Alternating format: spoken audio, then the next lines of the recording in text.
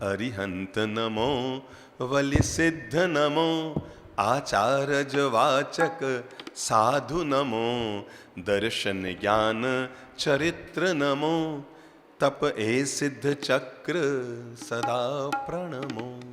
ओम नमो सिद्ध चक्राय नमः। नवपद ओली का आज 7वां दिन है। आज हम अपने जीवन के लिए जिसकी पल पल बेहद जरूरत होती है, जिसके बिना जीवन की कोई कल्पना नहीं की जा सकती, जिसके बिना मनुष्य जीवन का कोई उपयोग नहीं हो सकता, जिसके बिना मानवीय मूल्यों की स्थापना नहीं हो सकती, आज हम उस पद की आराधना करेंगे और वो है ओम ह्रीं नमो नाणस्य।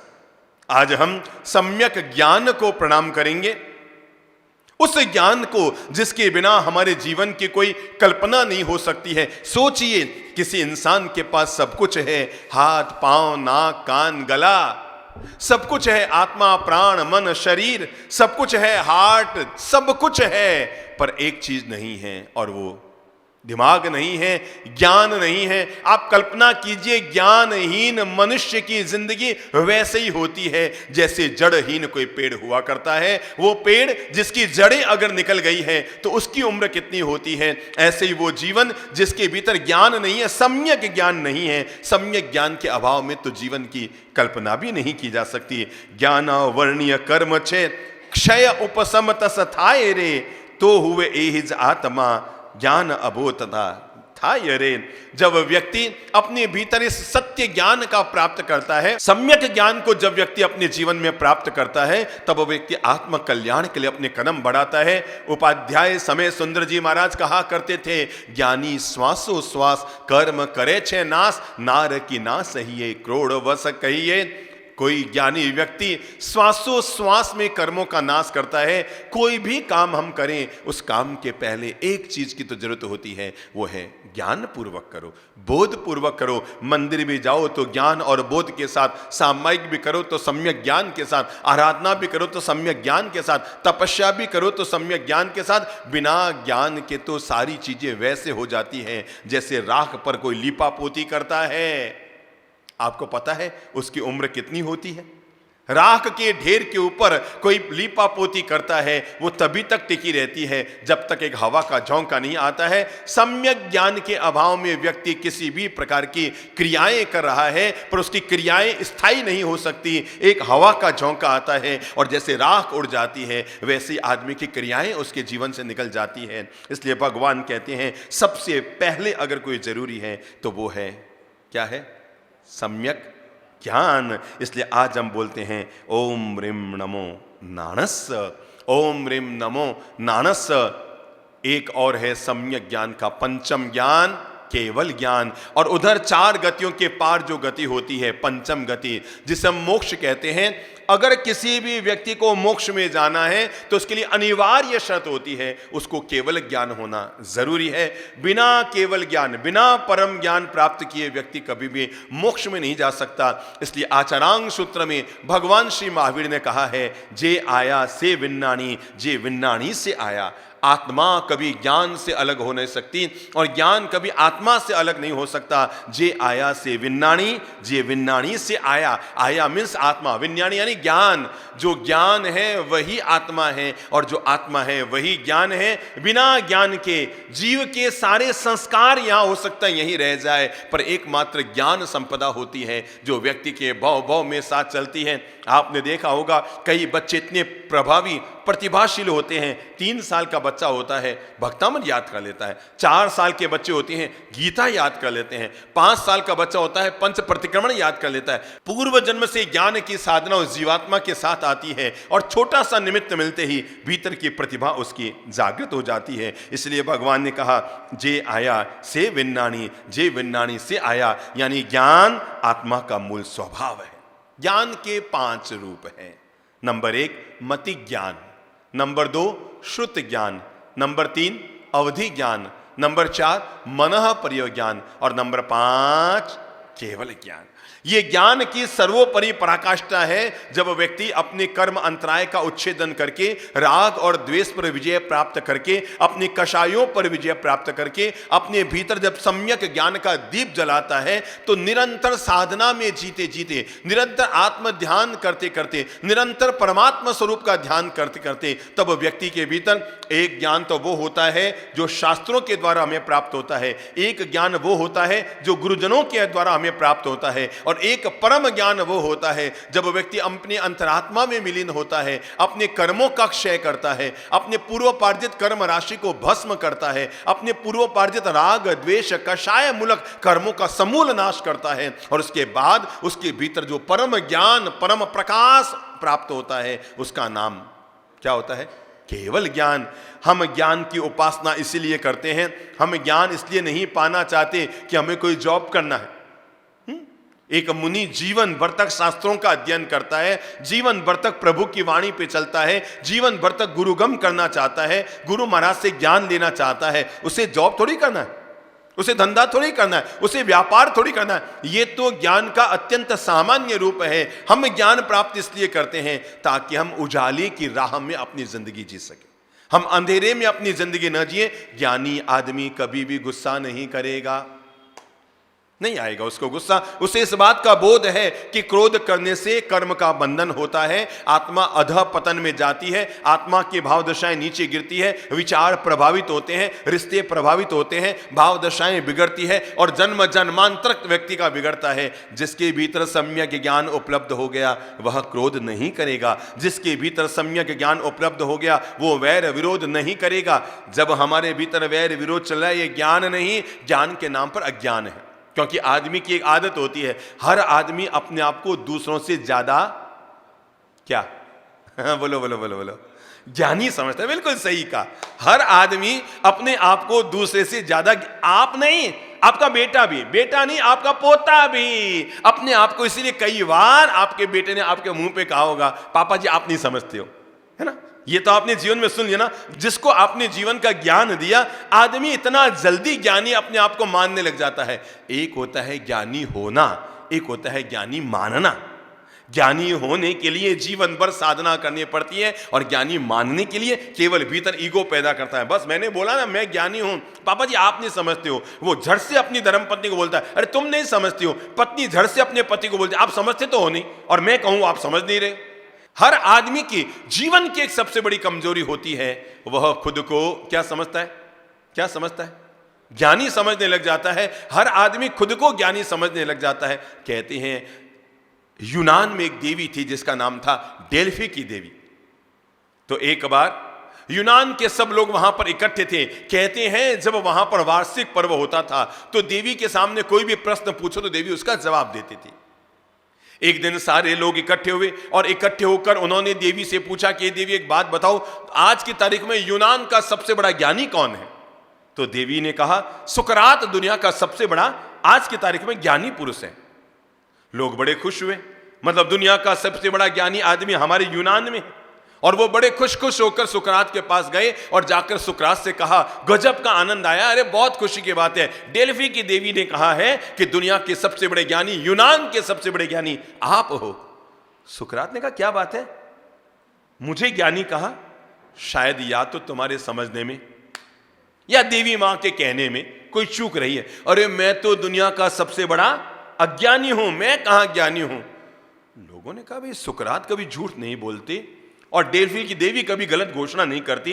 वो कहती है कि दुनिया का सबसे बड़ा ज्ञानी ये है और सुकरात कह रहे हैं कि मैं तो दुनिया का सबसे बड़ा अज्ञानी हूं। लोग सब इकट्ठे होकर वापस आए डेल्फी की देवी के पास और आकर उपासना की। देवी ने प्रकट होकर पूछा बोलो क्या प्रश्न है? कहा मां तुम कहती हो कि सुकरात सबसे बड़ा ज्ञानी है और सुकरात कहता है कि मैं सबसे बड़ा अज्ञानी हूं, जरा बताओ तो सही फिर दुनिया में सबसे बड़ा ज्ञानी कौन?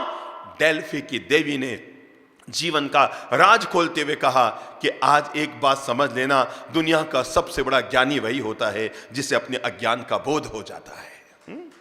जिस व्यक्ति को अपने भीतर में पलने वाले अज्ञान का बोध हो जाता है, दुनिया का ज्ञानी वो नहीं होता जो कहता है मैं ज्ञानी हूं। दुनिया का सबसे बड़ा ज्ञानी वो होता है जो कहता है मैं तो नाम मात्र का ज्ञानी हूं, मेरे भीतर तो अब अज्ञान है, मैं अज्ञान के अंधेरे को दूर कर रहा हूं। तभी तो हम कभी कभी मंगलाचरण में बोलते हैं ना, अज्ञानतिमिरान्धानां ज्ञानां जनशलाकया चक्षुः उन्मीलितेन येन तस्मै श्री गुरुवे नमः। उस गुरु को हम प्रणाम करते हैं, अज्ञानतिमिरान्धानां, जो मेरे भीतर के अज्ञान के अंधकार को दूर करते हैं। तो पहली चीज जो समझने की जरूरत है, और वह है हर आदमी जो अपने आप को ज्ञानी ज्ञानी समझने लग जाता है ना, ज्ञान तो कम और ज्ञान का अहंकार ज्यादा, जिसको अपन कहते हैं ना अजीर्ण।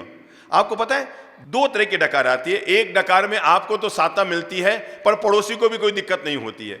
पर कभी कभी ऐसी भी डकार आती है जब हमने बहुत ज्यादा खा रखा हो, अजीर्ण हो गया हो, तो आपको तो डकार पाकर संतुष्टि मिलती है पर पड़ोसी को, याद है डकार में ऐसी गंध आती है, पड़ोसी को थोड़ी दिक्कत होती है। तो ये जो अजीर्ण का डकार होती है ना, अजीर्ण की अहंकार, ज्ञान का जब व्यक्ति को अजीर्ण हो जाता है, मैं ज्ञानी, जिस दिन व्यक्ति ये कहने लग जाए मैं समझदार हूं, मैं तुम्हें बताता हूं, तुम क्या समझते हो, मैं ज्ञानी हूं, मैं पढ़ा लिखा हूं, अरे मैं सब जानता हूं, समझ लेना आज से इसके पीछे लौटने की यात्रा शुरू हो गई है। जिस दिन ज्ञानी व्यक्ति को अपने ज्ञान का अहंकार हो जाए, ज्ञान की तो पहली जरूरत है विद्या ददाति विनयम विनया दयाति पात्रताम पात्रताम धनमाप्नोति धनात् धर्मम ततः सुखम। व्यक्ति विद्या से क्या प्राप्त करे, विनय को प्राप्त करे। विद्या ददाति विनयम, विद्या ही व्यक्ति को विनय देती है, विनय व्यक्ति को विद्या देती है। और विनयात आयाति पात्रतम, जब व्यक्ति विनयशील होता है तो वो सुयोग्य होता है। दुनिया में सच्चा ज्ञानी वो नहीं होता जो अपनी ज्ञान की अकड़ को लेकर साथ में चलता है। दुनिया में सच्चा ज्ञानी वो होता है जो विनम्र होकर दुनिया में जीता है। क्यों? क्योंकि हमने दो तरह के पेड़ देखे हैं, एक फलों से लदा हुआ पेड़ भी देखा है और एक ठूंठ भी देखा है। और हमने दोनों में फर्क ये देखा है, ठूंठ वो होता है जिसमें न तो पत्ते होते हैं, न फल होते हैं, न डालियों में कोई मीठा जल होता है, न डालियों में कोई सीलापन गीलापन होता है, लेकिन फिर भी वो अकड़ा हुआ रहता है। इसलिए वो ज्ञानी जिसमें हर समय ईगो पलता है वो ठूंठ की तरह होता है। लेकिन सम्यक ज्ञानी वो होता है जो फल से भरे हुए वृक्ष की तरह होता है, जो हरा भी होता है, जिसमें पत्ते भी होते हैं, जिसमें फल भी लगे रहते हैं, वे फल मीठे भी होते हैं। पर खास बात है वो पेड़ चारों ओर से झुका हुआ भी रहता है, ठूंठ की तरह अकड़ा हुआ नहीं रहता।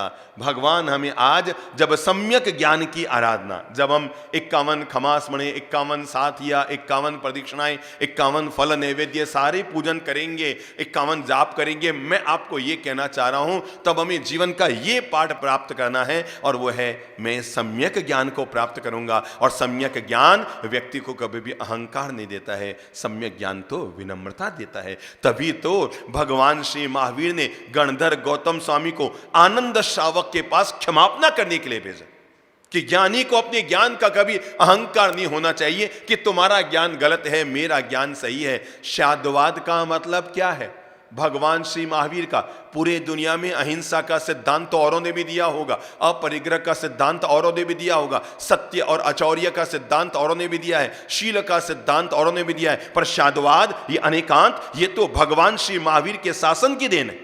और ये वो दिन है, अगर ये शाद्वाद शब्द को दुनिया अपने जीवन में जोड़ ले तो दुनिया में कभी युद्ध नहीं होगा, दुनिया में कभी झगड़ा नहीं होगा, भाई भाई कभी अलग नहीं होंगे, देरानी जेठानी में दूरियां नहीं होगी, सास बहू में तनाव नहीं होगा, अगर एकमात्र ये शब्द घर घर में लागू कर दिया जाए। भगवान श्री महावीर ने 2550 साल पहले मानवता को जो सिद्धांत दिया था, और वो था शाद्वाद का सिद्धांत, अनेकांत का सिद्धांत, जो हमें कहता है मैं कहूं वही सच नहीं, जो आप कहते हैं वो भी सच है। आप जरा मानो, आपके पास दो विकल्प हैं, मैं बोलियो नहीं, बस क्या होगा? क्या होगा? 2 दिन तो वो आपके साथ रहना पसंद करेगा, पर 30 दिन उसको लगेगा ये तो हर समय मैं करता है, इससे कटो।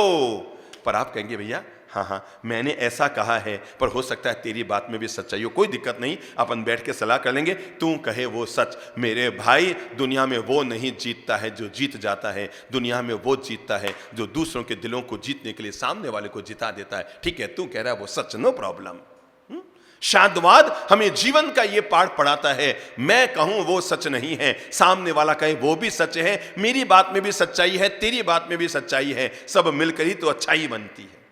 तो हमें जब केवल ज्ञान, मति ज्ञान, श्रुत ज्ञान, अवधि ज्ञान, मनः प्रयोग ज्ञान, केवल ज्ञान की बात भगवान कह रहे हैं, तो सबसे पहला पाठ हमें यही पढ़ाया जा रहा है कि ज्ञान के साथ विनम्रता जरूर हो, ज्ञान के साथ अहंकार न हो। ज्ञान के साथ अगर व्यक्ति के भीतर में अहंकार आ गया तो ज्ञान उसका शून्य हो जाता है। ज्ञान के लिए सबसे महत्वपूर्ण धन है, वो है व्यक्ति के भीतर में पलने वाला विनम्रता, व्यक्ति के भीतर पलने वाली विनम्रता। कहते हैं एक ज्ञानी पंडित, एक पढ़ा लिखा पंडित, नदी पार करनी थी, नौका पर जाकर पंडित जी बैठे, थोड़ी ज्यादा ही ज्ञान की सेखी भगाड़ते रहते थे, मैं ज्ञानी, मैं ज्ञानी, मैं ज्ञानी, मैं ज्ञानी। अब वो नौका में जाके बैठे। अच्छा, ज्ञानी आदमी की क्या कमजोरी होती है? वो जब तक अपने ज्ञान को भगाड़े नहीं, उसे शांति नहीं मिलती। वो बोले नहीं, बताए नहीं कि मैं ये हूं, मैं ये हूं, तब उसको शांति नहीं मिलती। जब वो नाविक नौका चला रहा था, दो ही लोग बैठे थे। जैसे ही नौका चलाने उसने प्रारंभ की तो पंडित जी ने नाविक को पूछा, अरे भाई नाविक, अरे तुम व्याकरण जानते हो? व्याकरण? वो मल्लाह आदमी को क्या पता ये व्याकरण क्या होता है।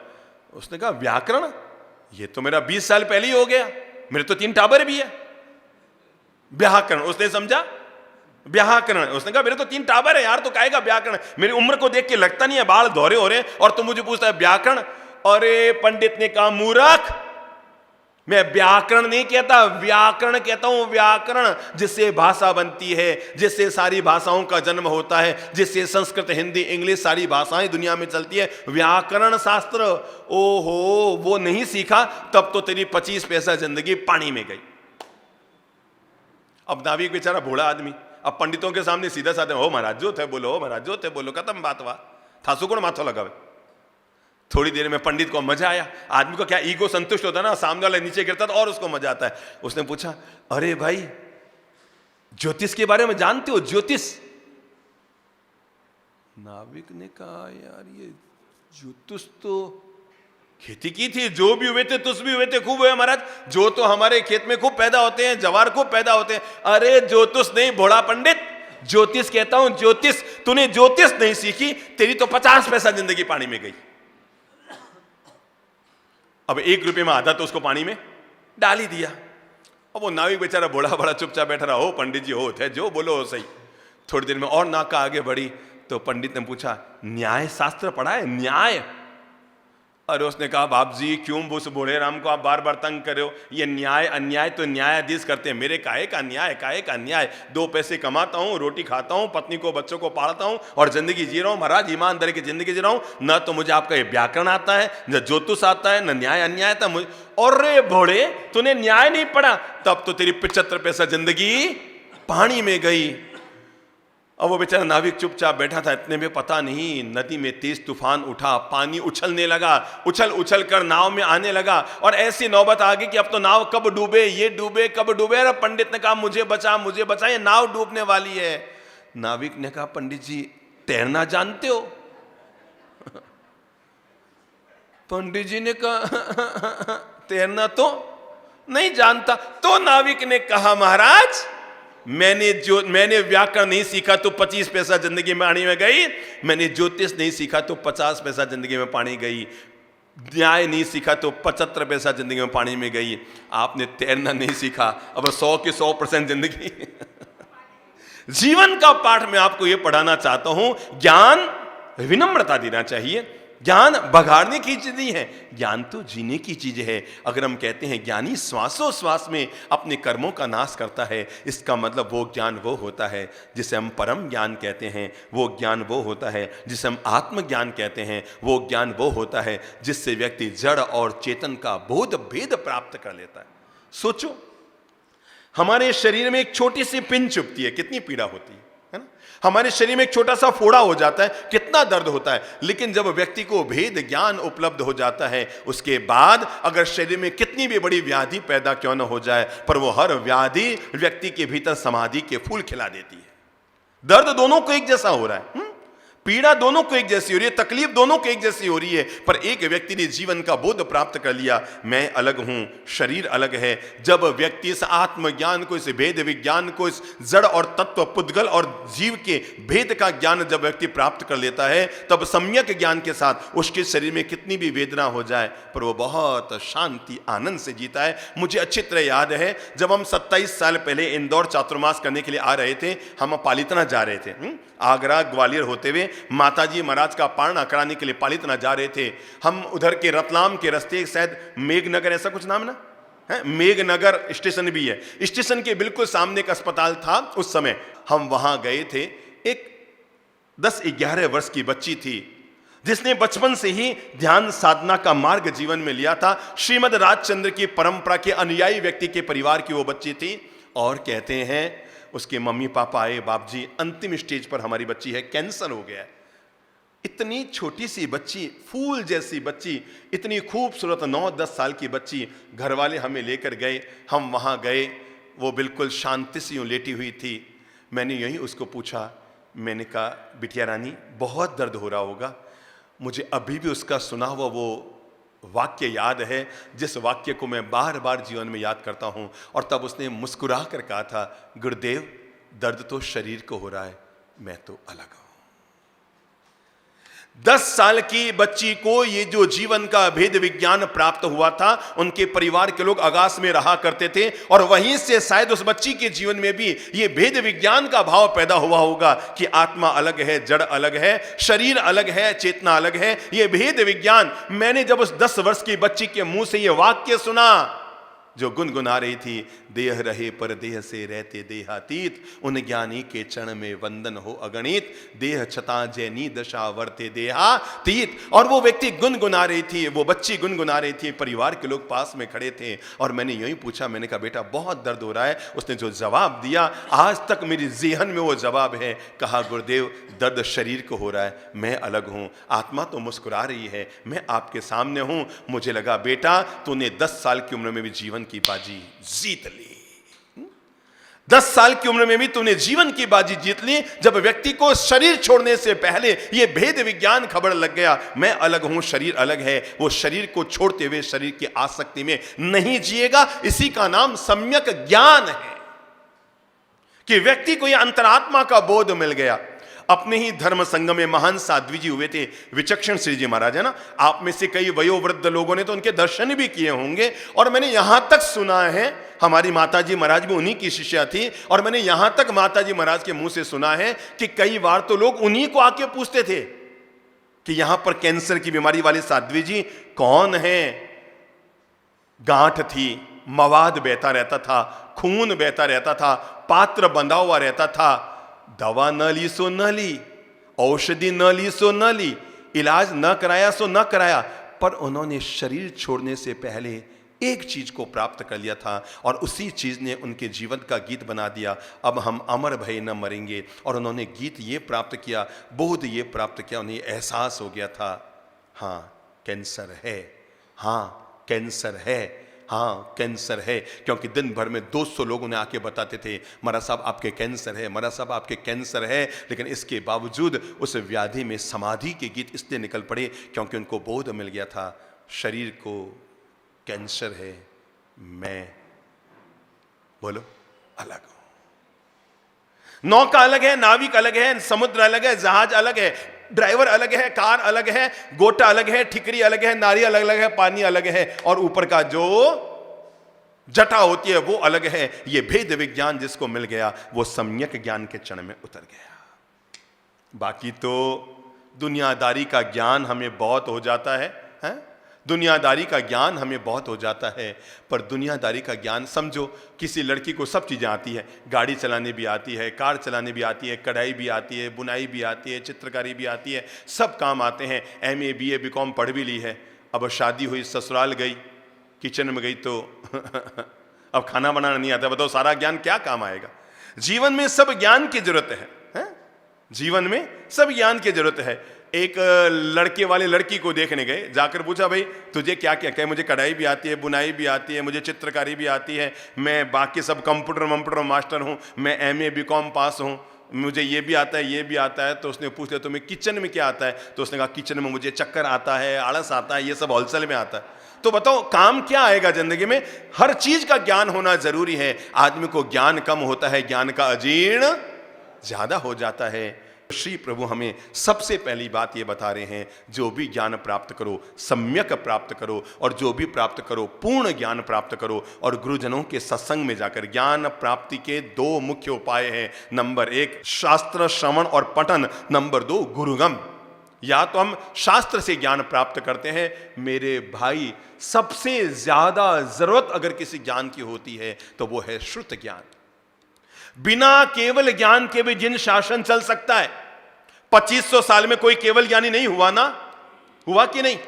नहीं हुआ ना? पिछले 2400-2500 साल में एक भी केवल ज्ञानी नहीं हुआ। पर जिन शासन अक्षुण्ण चल रहा है, और आने वाले हजारों साल तक अगर केवल ज्ञान परम ज्ञान ना होगा तो भी ये जिन शासन चलता रहेगा। पर अगर श्रुत ज्ञान ना रहा तो आज हमारे पास तीर्थंकरों की अगर वाणी है, आज हमारे पास महापुरुषों के अगर वचन है, आज हमारे पास हमारा दिव्य ज्ञान है, तो किसके बलबूते? श्रुत ज्ञान के बलबूते। इसलिए हर किसी व्यक्ति को श्रुत अभ्यास रोज नियमित करना चाहिए, क्योंकि बिना केवल ज्ञान के दुनिया भी चल सकती है, धर्म शासन भी चल सकता है। विगत 2500 साल में किसी को भी केवल ज्ञान नहीं हुआ। 2400-2500 साल में किसी को भी केवल ज्ञान नहीं होगा, और आने वाले लंबे अरसे में होने वाला नहीं है। फिर भी ये जिन शासन चलेगा ना, किसके बलबूते? एकमात्र श्रुत ज्ञान के बलबूते, शास्त्र ज्ञान के बलबूते, आगमों के ज्ञान के बलबूते, महापुरुषों की पवित्र वाणी के बलबूते, उनके बलबूते। आज हमारे पास तीर्थंकरों का कुछ भी नहीं है। जिस महल में वो जन्म वो महल नहीं है, जिन कपड़ों को उन्होंने पहना वो कपड़े नहीं है, जिन परिजनों के साथ वो रहे वो परिजन नहीं है, अरे जिस शरीर में वो रहे वो शरीर नहीं है। हमारे पास तीर्थंकरों की एक ही चीज है, और वह है श्रुत ज्ञान। महापुरुषों का, तीर्थंकर पुरुषों का केवल हमारे पास आगम है, जिसके आधार पर हम उनसे जुड़ जाया करते हैं। इसलिए मैं प्रणाम करना चाहूंगा, साधुवाद देना चाहूंगा हमारे उन समस्त पूर्वजों को, जिन्होंने ये आज छपाई की सुविधा, प्रेस की सुविधाएं, किताबों की सुविधाएं, ये तो 100 साल की देन है। लेकिन इससे पहले कल्पना करो, ताड़ पत्रों में लिख लिख कर हमारे शास्त्रों को सुरक्षित किया गया है। किसमें? ताड़ पत्रों में लिख लिख कर, कागजों में लिख लिख कर, और जिसमें भी कई ताड़ पत्र, कई कागज तो कभी के काल कलवित हो गए और लोगों ने इधर उधर हो गए, क्या हो गए क्या नहीं हो गए। पर जो हमारे ज्ञान भंडारों में बचे रह गए, कुछ अज्ञानी लोगों ने उनका दुरुपयोग कर दिया, बेच दिया, कुछ किया, परदेश चले गए। अरे कुछ लोगों ने तो ऐसे हालात कर दिए थे कि वो रद्दी में चले गए सब। लेकिन जो हमारे पास बचे, आज कितनी बड़ी ज्ञान संपदा हमारे पास है। जब हम जैसलमेर जैसे, पाटन जैसे ज्ञान भंडारों में अवलोकन करते हैं, और जब हजार हजार साल, 800 साल पुराने चित्र में हमारे शास्त्र में प्राप्त होते हैं, आपको मालूम है उस समय एक किताब लिखने में कितनी मेहनत होती थी।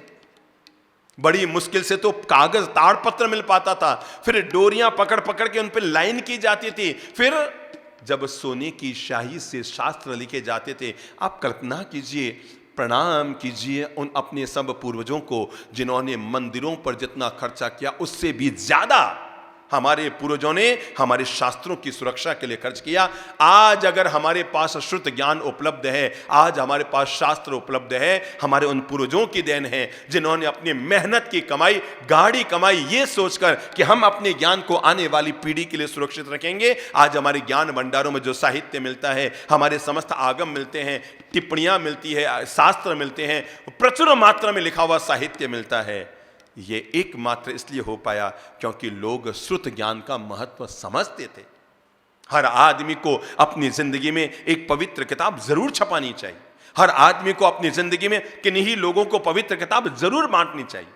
अपन ने देखा होगा ना, अपन यहां पर किसी का सम्मान करते हैं, माला नहीं पहनाते, शॉल नहीं पहनाते, साफा नहीं पहनाते, तिलक नहीं करते, क्या देते हैं अपन? एक पवित्र किताब देते हैं, क्योंकि मालूम है साफा उसके काम आएगा नहीं, माला उसका कल्याण करेगी नहीं, तिलक से उसके जीवन का निस्तार होगा नहीं, पर उसने घर जाकर 4 पवित्र किताब के 4 बोल अगर पढ़ लिए तो तय मानकर चलो वो आत्म कल्याण के रास्ते पर अपने कदम बढ़ा देगा। इसलिए अपने जीवन में जब भी किसी को गिफ्ट देना हो ना, अगर आप शादी ब्याह में भी जाते हैं, शुरुआत में 2-4 महीना तो थोड़ा अटपटा लगेगा है, शुरुआत में 2-4 महीना तो अटपटा लगेगा सामने वाले को, पर कोई दिक्कत नहीं।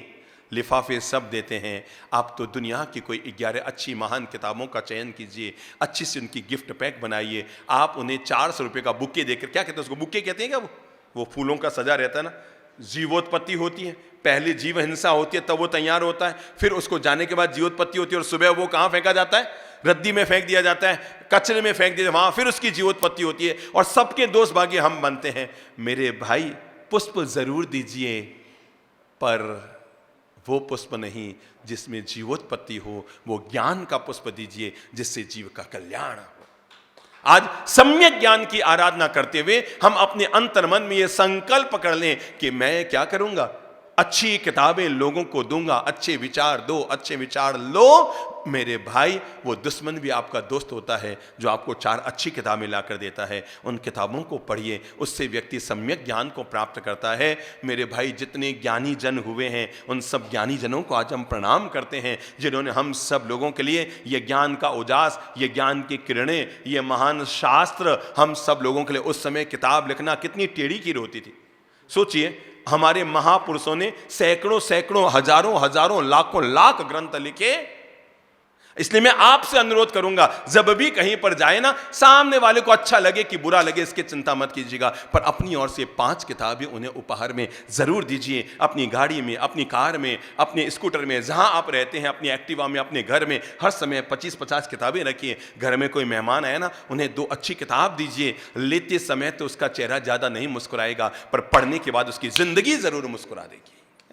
लेते समय तो अगर आप उसे चांदी का चम्मच देते तो ज्यादा खुश होता, अगर आप उसे रुपये का लिफाफा देते तो ज्यादा खुश होता, अगर आप उसे साड़ी प्लास्टिक की थैली में डाल के देते तो ज्यादा खुश होता, अगर आप पैंट शर्ट का वो देते पैकेट तो ज्यादा खुश होता। तय है, लेकिन जिंदगी में खुश वो नहीं जब लेते समय हो, खुश वो हो जो जीवन को खुशियां दे। और मैं हर व्यक्ति को, मेरे तो जीवन का शौक है, मैं आपको बताऊं, मैंने अपने जीवन के, मुनि जीवन के 40, 42, 43 साल में सबसे जरूरी अगर कोई काम किया तो मेरा एक ही उद्देश्य रहा, घर घर में अच्छी किताबें जाए।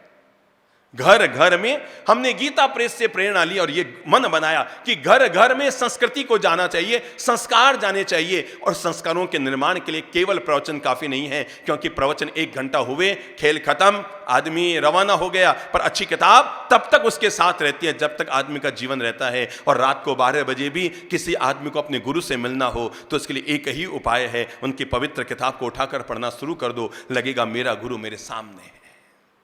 इसलिए आज हम जब नमो नाणस्य की पूजा कर रहे हैं तो ये मन बना लें कि हम अपने जीवन में हमेशा, बहुत महापुरुष हैं दुनिया में, बहुत सारी अच्छी किताबें हैं, उन अच्छी किताबों को खरीदना भी चाहिए।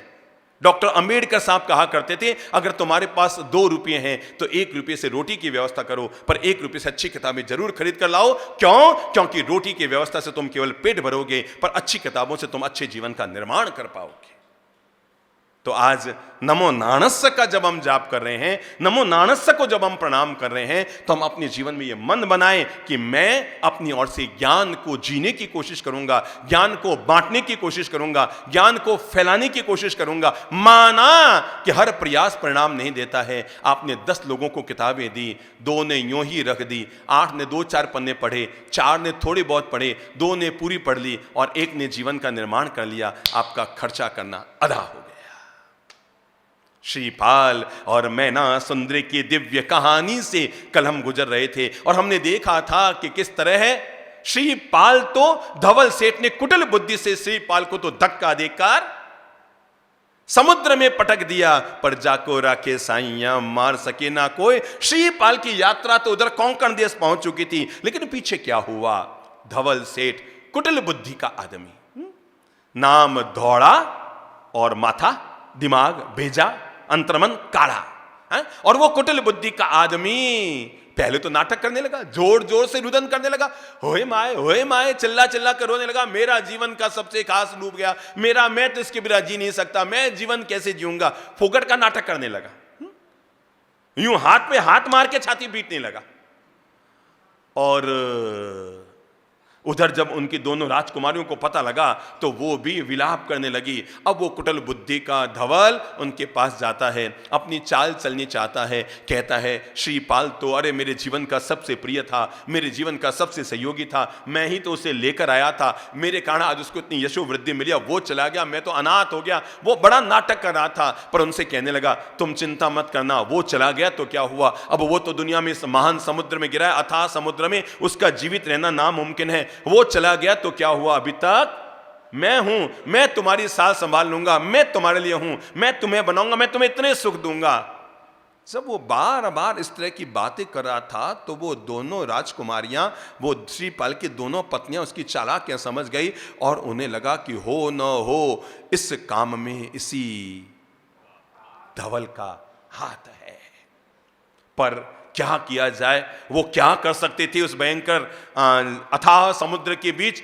ध्यान शांति और धैर्य पूर्वक यात्रा कर रहे थे ये सोचकर कि श्री प्रभु, क्योंकि उनको भी श्रीपाल ने कौन सा मंत्र सिखा रखा था, नमो अरियंताणम नमो सिद्धाणम सिद्ध चक्र महामंत्र नमोकार सिखा रखा था। उन्होंने तो निरंतर उसका जाप करना शुरू कर दिया। इधर वो कुटिल बुद्धि धवल बार बार अपने वही एक दुष्ट मित्र जिसने उसे गलत सलाह दी थी उसको साथ लेकर बार बार उन कुमारियों के पास आता, अलग अलग तरह से उन्हें तंग करने लगा, अलग अलग तरह से उन्हें तकलीफें पहुंचाने लगा, कभी किसी रूप में कभी किसी रूप में, और बार बार यही प्रलोभन, भूल जाओ उसको, मैं हूं ना, भूल जाओ उसको, मैं हूं ना, अरे मैं तुम्हें सारे सुख दूंगा, मैं हूं तुम्हारे लिए, अब श्रीपाल की जगह मैं हूं। और इस तरह से करते करते एक दिन तो वो सीमा पार करने लगा और उनके कक्ष में घुस गया। दोनों राजकुमारियों के, उन दोनों श्रीपाल की पत्नियों के कक्ष में घुस गया। वो कुछ गलत काम करे उससे पहले ही अचानक तेज गड़गड़ाहट के साथ उस समुद्र के जहाज पर धम की आवाज हुई। पहले तो क्षेत्रपाल देव प्रकट हुए और उसके बाद चक्रेश्वरी माता प्रकट हुई। क्षेत्रपाल देव ने आते ही सबसे पहले सतियों के शील को हरण करता है, दुष्ट तुझे नहीं पता, अरे ये जिनकी रानी है वो श्रीपाल इतना पुण्यवान है, सिद्ध चक्र का आराधक है, तुम्हें नहीं पता कि उसकी रक्षा के लिए स्वयं विमलेश्वर दुनिया में है, स्वयं चक्रेश्वरी माता, हम क्षेत्रपाल देव हैं। और ये कहते हुए सबसे पहले तो जिस दुष्ट दोस्त ने धवल को गलत सलाह दी थी, धवल का मन बिगाड़ा था, क्षेत्रपाल देवता ने पहले उसी का सफाया किया, उसको ऊपर लोग पहुंचाया। धवल घबराया, क्या बबारी मेरी, अब नंबर मेरा। धवल सेठ घबराया और वो कहने लगा माफ करो माफ करो माफ करो। और क्षेत्रपाल ने उसका भी माथा पकड़ा, बाल पकड़े और उसमें भी कुछ करे, और वो गिर पड़ा किनके चरणों में, श्रीपाल की दोनों पत्नियों के पांव में जाके गिर पड़ा, मुझे बचा लो मुझे बचा लो मुझे बचा लो। उन्होंने कहा तुम्हें रोज कहते थे ना अच्छे नियत से जी, अच्छे ढंग से जी, अरे जो स्वयं भगवान की पूजा करता है क्या उसके लिए श्री प्रभु की देवियां रक्षा करने नहीं आती। तब चक्रेश्वरी माता सिंह की सवारी करके जो वहां पर आई थी, तब वो श्रीपाल की दोनों पत्नियों को जीवन का ये पाठ पढ़ाते हुए कहते हैं तुम चिंता मत करना, ये धवल तुम्हारा कुछ नहीं बिगाड़ सकता। नंबर 1 तुम्हारा पति जीवित है। वो चौंकी, आनंदित हो गई, तुम्हारा पति जीवित है और आज से ठीक 30 दिन के बाद तुम्हारा पति तुम्हें मिल जाएगा। और धवल से कहा कि पापी, अगर तूने एक बार भी कभी इन पर अब गलत नजर डाली तो उसका दुष्परिणाम भयंकर होगा। और तब मां चक्रेश्वरी माता ने कल्प वृक्ष के फल की माला उन दोनों रानियों को दी और कहा कि इसे हमेशा अपने गले में धारण करके रखना, जो भी व्यक्ति तुम पर गलत नजर डालेगा वो अंधा हो जाएगा, उसे दिखना बंद हो जाएगा। चक्रेश्वरी माता चली गई। धवल सेठ ने सोचा ये कौन सा नई बात आ गई कि 30 दिन के बाद श्रीपाल मिल जाएगा, मतलब वो जिंदा है। और इतनी देर तो मेरे जहाज दक्षिण दिशा में चल रहे थे, कोई दिक्कत नहीं, मैं अपने जहाजों को अब उत्तर दिशा में ले जाता हूं। अरे वो तो बहकर गया होगा, तो पानी इधर जा रहा था तो वो इधर ही गया होगा पानी के जहाजों की तरफ, मैं उत्तर दिशा में ले जाऊं। पर जो नियति की व्यवस्थाएं होती है, और अंततः कहते हैं धवल सेठ के पानी के जहाज भी 30 दिन में चलते चलते चलते चलते चलते चलते एक दिन कोंकण देश के ही तट पर पहुंच गए। और वहां पर धवल सेठ, उसकी आदत थी टैक्स तो चुकाना ही नहीं, राजा को जाके खुश कर देना, तो वो अलग से एक सोने की थाली में वो भर के, क्या नाम, सोनैये भर करके थाली में, और राजा को उपहार देने गया। जैसे वो राजसभा में पहुंचा कि राजा के बिल्कुल बगल में हूबहू श्रीपाल जैसा उसने एक युवक देखा।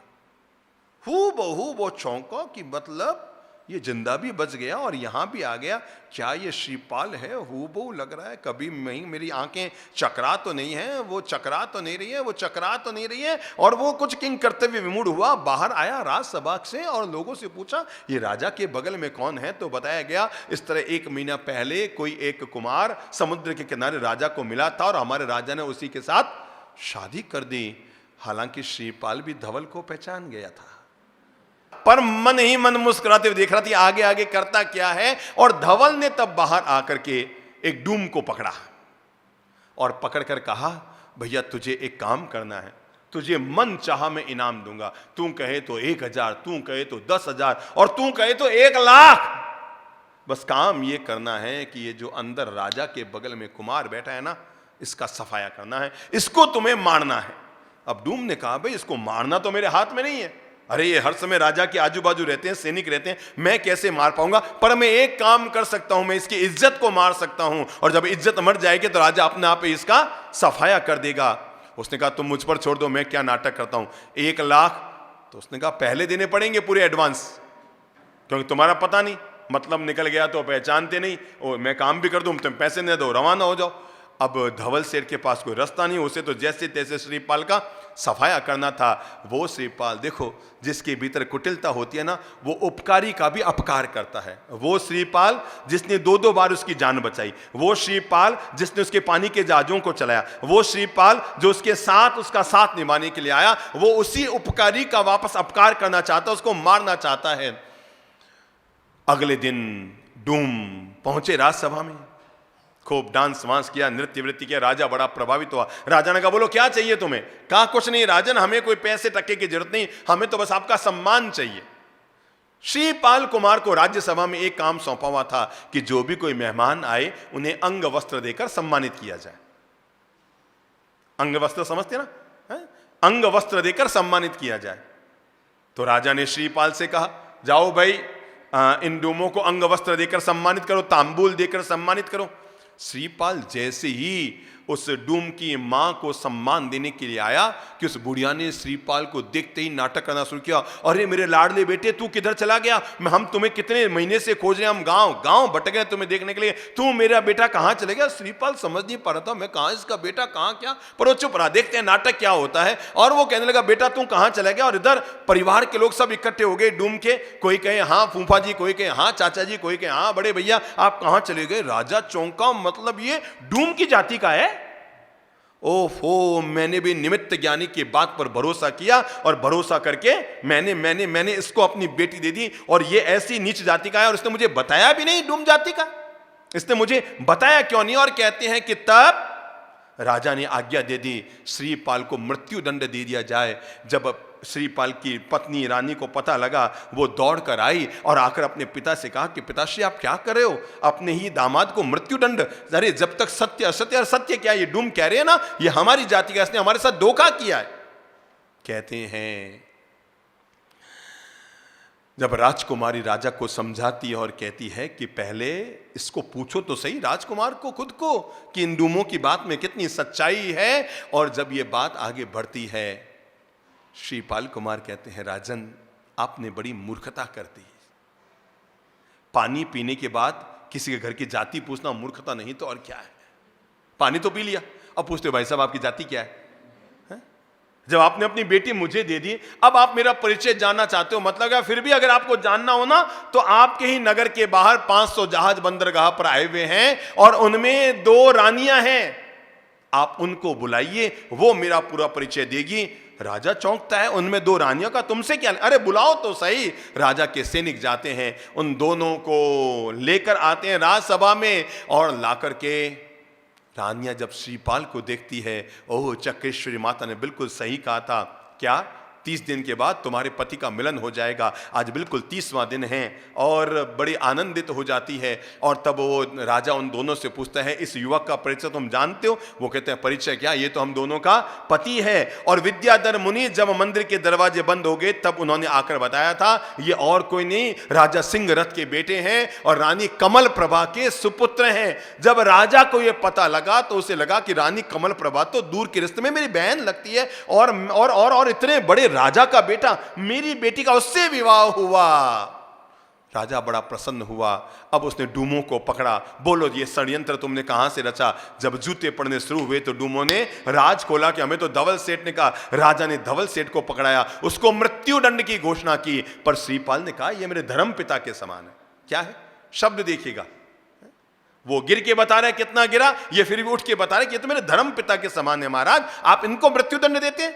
मैं जो कुछ हूं इनकी बदौलत हूं। उनको मृत्युदंड से मुक्ति मिलती है, पर नीच अपनी नीचता नहीं छोड़ पाता।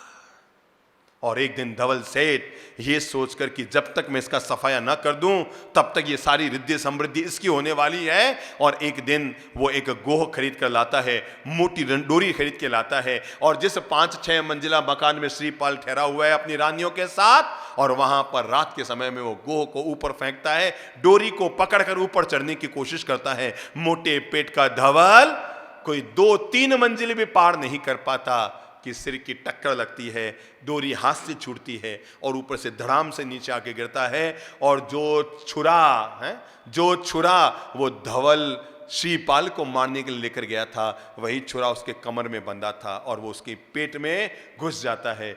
धवल की वहां पर मृत्यु हो जाती है। सुबह उधर से लोग गुजरते हैं, मरे हुए धवल को देखते हैं, चौंक पड़ते हैं। पर श्रीपाल कुमार हालांकि सारी बात समझ जाते हैं कि किस लिए धवल की ऐसी मृत्यु हुई, पर कहते हैं वो धवल का बहुत सम्मान के साथ पिता तुल्य मानकर उनका सम्मान करते हैं। और इतना ही नहीं, उसके बेटे को बुलाकर 500 के 500 जहाज धवल सेठ के बेटों को वो सुपुर्द कर देते हैं। कहते हैं वहां श्रीपाल कुमार बड़े आराम से नगर में रह रहे थे, खूब नौपत का ध्यान, पूजा पाठ, आराधना कर रहे थे। एक दिन एक राहगीर आया। राहगीर को श्रीपाल ने पूछा कि तुम इधर उधर घूमते रहते हो, क्या तुमने कोई कुतूहल की चीज देखी? अरे उसने कहा, हाँ हाँ महाराज, मैंने एक बहुत बड़ा कुतूहल देखा है, और मैंने ये देखा है यहीं से पास में 400 योजन दूरी पर कुंडलपुर नाम का एक नगर है, वहां के राजा का नाम है मकरकेतु। मकरकेतु महाराजा की धर्मपत्नी रानी है, उसका नाम है कपूरतिलिका, और उनके एक ही बेटी है जिसका नाम है गुणसुंदरी। कुमार वो गुणसुंदरी दोनों चीजें हैं, गुणवान भी है और सुंदर भी है, गुणवान भी है और अत्यंत रूपवती भी है। राजकुमार सच्चाई तो यह है, वो वीणा वादन में इतनी प्रवीण है कि उसके सामने दुनिया में कोई टिक नहीं सकता। वो वीणा वादन में इतनी प्रवीण है कि दुनिया में कोई उसके सामने टिक नहीं सकता। और उसने शर्त ये लगा रखी है, जो मुझे वीणा वादन में परास्त कर देगा मैं उसी से विवाह करूंगी। कुमार तुम अपने भाग्य की परीक्षा लेने के लिए निकले हुए हो, जाओ कुंडलपुर, परीक्षा करके आ जाओ। श्रीपाल के मन में कुतूहल जगा कि अपन को भी जाना चाहिए, क्या वीणा वादन की प्रतियोगिता है, अपन को भी देखना चाहिए, पर जाएं तो कैसे जाएं? 400 योजन दूर जाने में कई महीने लग जाए। रात को वो विमलेश्वर देव का ध्यान कर रहे थे, चक्रेश्वरी माता की आराधना कर रहे थे, सिद्ध चक्र महायंत्र का पूजन आराधन कर रहे थे। और आराधना के दौरान ही अपने हृदय के तार उन्होंने विमलेश्वर देव से जोड़े। विमलेश्वर देव प्रकट और कहा, बोलो श्रीपाल क्या इच्छा है? और तब उन्होंने कहा, इच्छा तो कुछ नहीं है, बस कुंडलपुर जाना चाहता हूं। तब विमलेश्वर देव ने श्रीपाल के कंठ में एक हार डाला और कहा, ये मैं हार दे रहा हूं, आजीवन इसको गले में रखना। इसके 2 परिणाम हैं। नंबर 1, जब जहां चाहो वहां पहुंच जाओगे, और नंबर 2, जैसा रूप बनाना चाहोगे वैसा रूप तुम्हारा बन जाएगा।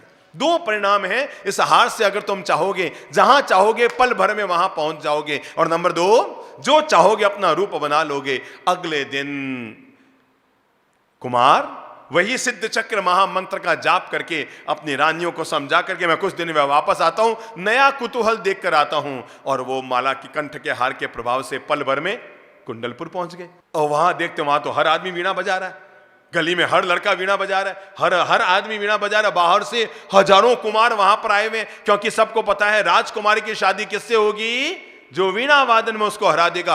हर स्कूल में, हर कॉलेज में, हर विद्यालय में, हर गुरुकुल में एक ही चीज सिखाई जा रही है, वीणा वादन।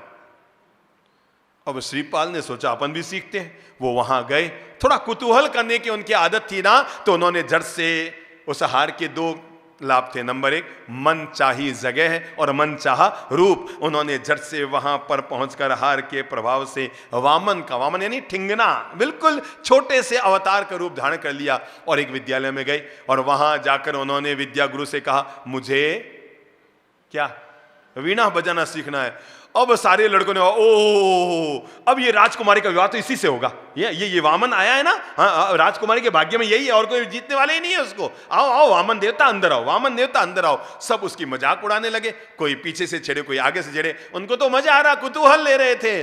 वीणा बजाने को मिली तो एक ही बार में यूं किया, वीणा टूट गई। और तब कहते हैं श्रीपाल वहां पर कई दिन तक रहा। उन युवाओं के बीच वीणा वादन की कलाएं चल रही थी। एक दिन प्रतियोगिताएं थी, सबको मौका मिला। अब वामन को कोई अंदर जाने ही ना दे। अब वो ठिंगना विंगना थोड़ा गोल मटोल ढकोल, उसको अंदर कौन जाने दे। अरे जा रे जा, कहां से आ गया तू भिखारी। श्रीपाल ने समझा अंदर जाने के लिए। उन्होंने द्वारपाल के इधर गए, अंदर से अपनी अंगूठी निकाली, निकाल कर उसको दी, उसको जाओ अंदर जाओ। अब भी होता है, तब भी हो रहा होगा, अंगूठी निकाल के अंदर घुस जाओ। अंदर घुस गए और अंदर जाते ही चारों तरफ देश भर से आए हुए राजकुमार बैठे हैं और वीणा लिए बैठे हैं। सबने अपनी अपनी वीणाएं बजा ली। अंततः मौका आया उस वामन। दिक्कत क्या थी, लोगों को तो वामन दिख रहा है और राजकुमारी को वो ओरिजिनल दिख रहा है। अब राजकुमारी चाहती है बस मेरा विवाह इसी से हो जाए, और लोग सोचते हैं ये कर्म फूटी के यही इससे आएगा, और कौन आएगा, हम सब तो इससे हार गए। अंतिम वामन बचा। वामन ने जब वीणा बजानी शुरू की तो उसकी ताल ऐसी छिड़े, उसके तार ऐसे छिड़े कि सबको तो नींद आगे सो आ गई। और उसने सबके टोपियां उतार उतार कर नीचे रख दी, वीणाएं उतार उतार कर नीचे रख दी। जब वीणा वादन रुका तो सब लोगों का आश्चर्य हुआ, हम सबकी टोपियां नीचे उतर गई। और तब राजकुमार ने घोषणा कर दी, ये कुमार मुझे वीणा वादन में जीत चुका है, मेरा विवाह उसी के साथ होगा। और इस तरह है, अब तक तो श्रीपाल की शादियां जिनसे भी हुई वो सब मां पीती हैं, मैना सुंदरी, मदन मंजरी, पर अब नया नाम आ गया और वो है गुण सुंदरी। अब जितनी शादियां हो रही है सबके एंड में सुंदरी सुंदरी जुड़ेगा। और अब जो शादी हो गई गुण सुंदरी के साथ, तब कहते हैं धूमधाम से श्रीपाल का विवाह हो गया। कहते हैं एक दिन श्रीपाल कुमार उसी नगर में कुंडलपुर के बाहर उद्यान में बैठे थे कि तभी एक अतिथि का आगमन हुआ। और अतिथि ने बताया कि हे कुमार, यहां से कुछ ही दूरी पर एक नगर है जिसका नाम है कांचनपुर, और नगर के राजा का नाम है वज्रसार। वज्रसार राजा के महारानी है जिसका नाम है कंचनमाला, और कंचनमाला की एक ही बेटी है, और ये यथा नाम तथा गुण, अद्भुत अनुपम लाजवाब, और उसका नाम है त्रैलोक्य सुंदरी, यानी 3 लोक में उसके जैसी सुंदरी और कोई भी नहीं है। कल ही उसका स्वयंवर मंडप रचा जा रहा है। यहां से 30 योजन है। कितना है? 30 योजन है।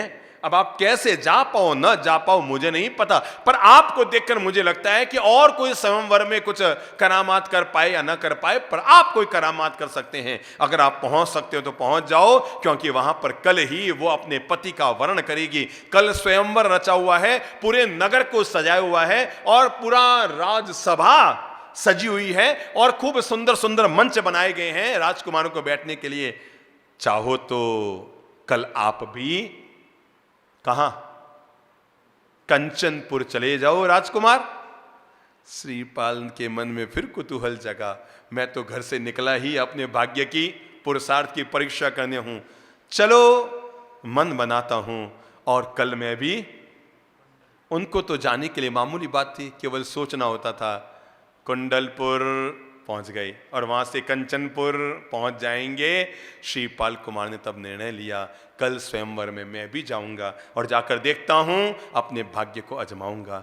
अब कल जब स्वयंवर है तो आज दिन भर इंतजारी तो करनी होगी। देखते हैं कल स्वयंवर मंडप में श्रीपाल बाजी मार पाते हैं या नहीं मार पाते हैं।